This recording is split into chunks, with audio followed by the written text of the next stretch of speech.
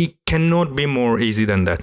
This is probably one of the easiest software I've ever used to edit photo. The most simplest interface ever. Sony knows exactly what they're doing. Now, first thing first, on the top level, you have the viewer, and you are in the edit. Then you have the file where you can change your preference and so on. Generally speaking, I don't really use that part, to be honest with you.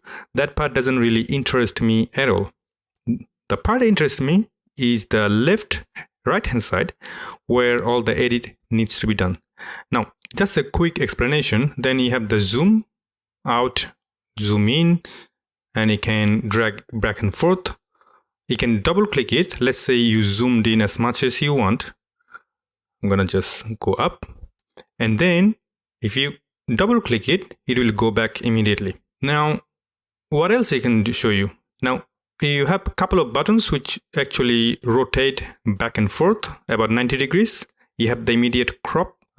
In fact, I'm just going to quickly crop it a little bit, not too much. And you can have a fixed ratio, or you can just do a custom so that you do your way how to crop it. It's totally up to you. So I'm just going to do a quick crop like that. And then I'm going to click close. So we have done a quick crop already.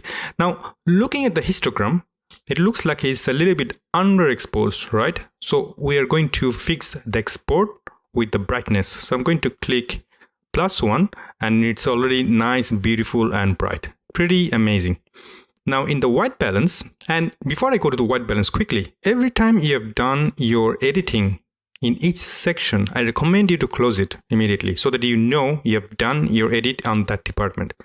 Then move downward. Then followed by you go to the white balance. Now in the white balance, of course, is going to keep the one that you had in your camera. Obviously, this is the Sony software, so it's going to keep all the settings you had in your camera, right? Now, personally, I go to the preset and keep auto because I really trust the automatic white balance correction of Sony software. Now, white balance is something very personal. So if you want something warm, you can make it warm. If you want something cooler, you can make it cooler. It's totally up to you. And you can do that right here. You have to click color temperature and move forward to make it warmer and move backward to make it cooler.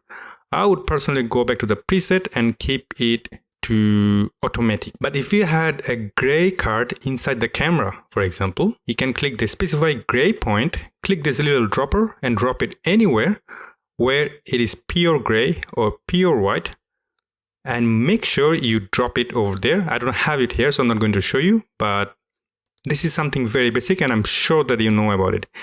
And finally, in the white balance section, you have the color correction. The color correction is essentially simple. Is the tint. So you move forward, it becomes pink. You move backward, it becomes green. So essentially, if you have, let's say you are in landscape and you have too much green in the photo, you can move forward to balance the green tint. Or if you had too much, red inside the photo, you can go backward to get rid of the pink tint. So that's how you do the color correction. I'm going to click reset because I like the original look. Now I'm going to close that one now. So that's our white balance. Then you have creative style. I'm going to click open. Now again, you have the camera setting, but if you want to change it, you have a bunch of lists to choose from. In my case, let's say I'm going to click portrait. Wonderful, isn't it?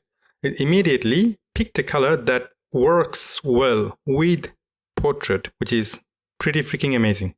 But of course, you have plenty of other. You have clear, which kind of I don't like, way too contrasty for portrait. You have the night view. Of course, this is not a night photo, but this is a very good mode if you had one. You have neutral, if you want to create your own color. You have the autumn leaves. Let's see what it gives me. I actually like the autumn leaves. Gives a really nice orange-ish look. And, many more. You have the standard. I'm going to, I don't know if I could keep it between the portrait look or autumn leaves. To be honest with you, I'm going to leave it to autumn leaves, but it's too orange for me. So I'm going to control it later.